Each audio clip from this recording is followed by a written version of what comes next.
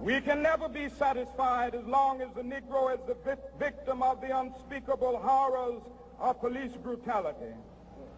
We can never be satisfied as long as our body is heavy with the fatigue of travel, cannot gain lodging in the motels of the highways and the hotels of the cities.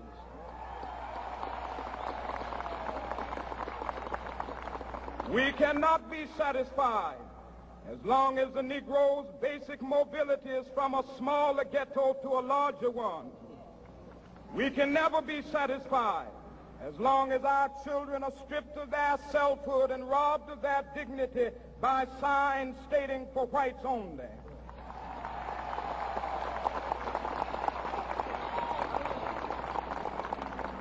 We cannot be satisfied as long as a Negro in Mississippi cannot vote and a Negro in New York believes he has nothing for which to vote.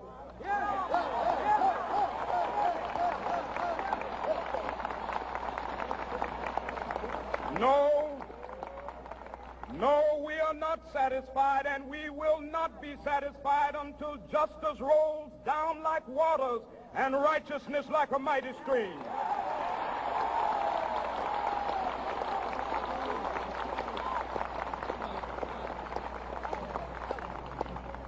I am not unmindful that some of you have come here out of great trials and tribulations. Some of you have come fresh from narrow jail cells. Some of you have come from areas where your quest for freedom left you battered by the storms of persecution and staggered by the winds of police brutality. You have been the veterans of creative suffering. Continue to work with the faith that unearned suffering is redemptive. Go back to Mississippi.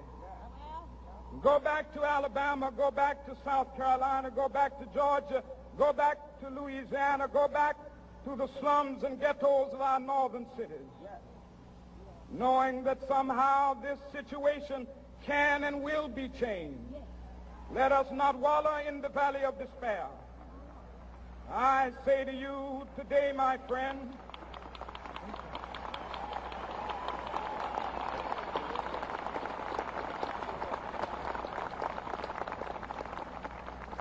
so even though we face the difficulties of today and tomorrow, I still have a dream. It is a dream deeply rooted in the American dream. I have a dream that one day this nation will rise up and live out the true meaning of its creed. We hold these truths to be self-evident, that all men are created equal.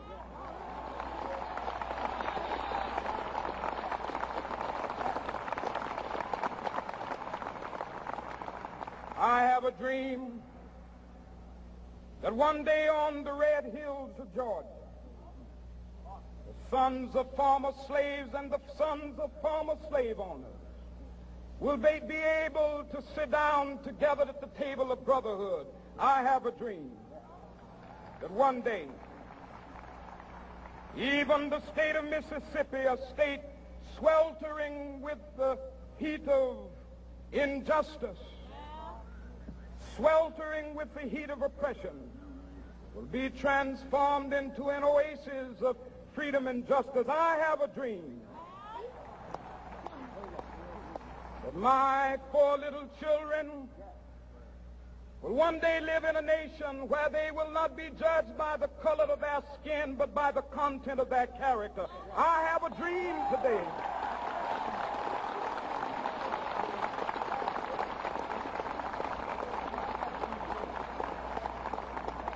I have a dream that one day down in Alabama, with its vicious racists, with its governor having his lips dripping with the words of interposition and nullification, one day right there in Alabama, little black boys and black girls will be able to join hands with little white boys and white girls as sisters and brothers. I have a dream today.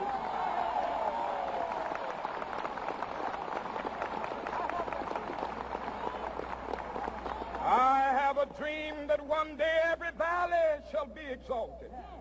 Every hill and mountain shall be made low, the rough places will be made plain, and the crooked places will be made straight, and the glory of the Lord shall be revealed, and all flesh shall see it together. This is our hope. This is a faith that I go back to the South with. With this faith, we will be able to hew out of the mountain of despair a stone of hope. With this faith, we will be able to transform the jangling discords of our nation into a beautiful symphony of brotherhood.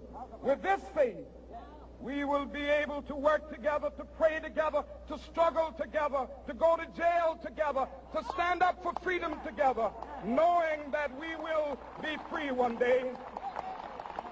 This will be the day. This will be the day when all of God's children will be able to sing with new meaning, my country, tears of thee. Sweet land of liberty, of thee I sing. Land where my fathers died, land of the pilgrim's pride. From every mountainside, let freedom ring. And if America is to be a great nation, this must become true. And so let freedom ring. From the prodigious hilltops of New Hampshire, let freedom ring. From the mighty mountains of New York, let freedom ring. From the heightening Alleghenies of Pennsylvania, let freedom ring. From the snow-capped Rockies of Colorado, let freedom ring. From the curvaceous slopes of California. But not only that, let freedom ring from Stone Mountain of Georgia. Let freedom ring from Lookout Mountain of Tennessee. Let freedom ring from every hill and molehill of Mississippi, from every mountainside. Let freedom ring. And when this happens,